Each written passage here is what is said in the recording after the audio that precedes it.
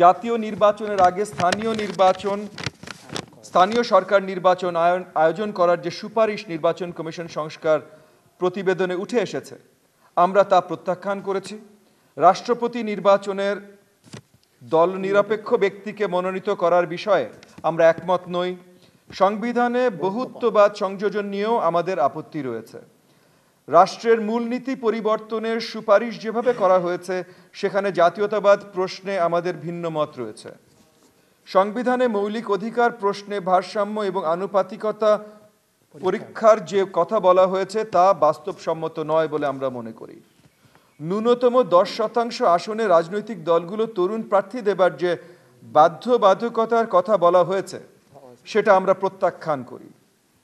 MP পদে নির্বাচনের বয়স কমিয়ে 21 করাটা বর্তমান বাস্তবতায় কতখানি সম্ভব, সেটা নিয়ে আমরা প্রশ্ন তুলেছি। একজন সংসদ সদস্য একই সাথে সংসদ নেতা, প্রধানমন্ত্রী এবং রাজনৈতিক দলের প্রধান থাকতে পারবেন না বলে যে সুপারিশ করা হয়েছে, তা বাংলাদেশের রাজনৈতিক প্রেক্ষাপটে কতখানি বাস্তবায়নযোগ্য, সেটা নিয়েও আমরা প্রশ্ন তুলেছি। সদ্য গঠিত একটি বিশেষ রাজনৈতিক দলকে সুবিধা দিতে জনপ্রশাসন সংস্কার কমিশন জেলা এবং উপজেলা পর্যায়ে নাগরিক কমিটি গঠনের সুপারিশ করেছে বলে আমরা ঐক্যমত কমিশনকে জানিয়েছি। উপজেলায় জননিরাপত্তা অফিসার পদে একজন এএসপি পদমর্যাদা কাউকে নিয়োগ করার ব্যাপারে আমাদের আপত্তি রয়েছে। একই সাথে আমরা প্রাদেশিক শাসন ব্যবস্থা চালু এবং জেলা পরিষদ বাতিলের প্রস্তাবের বিরোধিতা করেছি। রাজধানীর মহানগর সরকার চালুর যে সুপারিশ করা হয়েছে, সেখানেও আমাদের আপত্তি রয়েছে। একটি বিশেষ উদ্দেশ্যে করা হয়েছে বলে আমরা এই প্রস্তাবের সাথে একমত হতে পারি নাই। প্রধানমন্ত্রীর মেয়াদ 2 টার্মের মধ্যে সীমাবদ্ধ রাখার বিষয়েও আমরা পুরোপুরি একমত নই।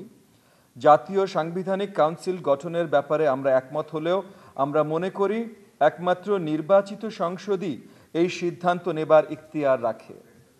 তবে সংবিধান সংস্কার কমিশনের প্রতিবেদনে সুপারিশকৃত এনসিসির গঠন প্রক্রিয়ার সাথে আমরা সম্পূর্ণভাবে একমত নই এবং প্রয়োজনে এনসিসির সকল সদস্যের সম্মতিতে রাষ্ট্রপতি প্রধান উপদেষ্টার পদ গ্রহণ করতে পারেন বলে যে বিধান রাখা হয়েছে, তার সাথেও আমরা দ্বিমত পোষণ করেছি।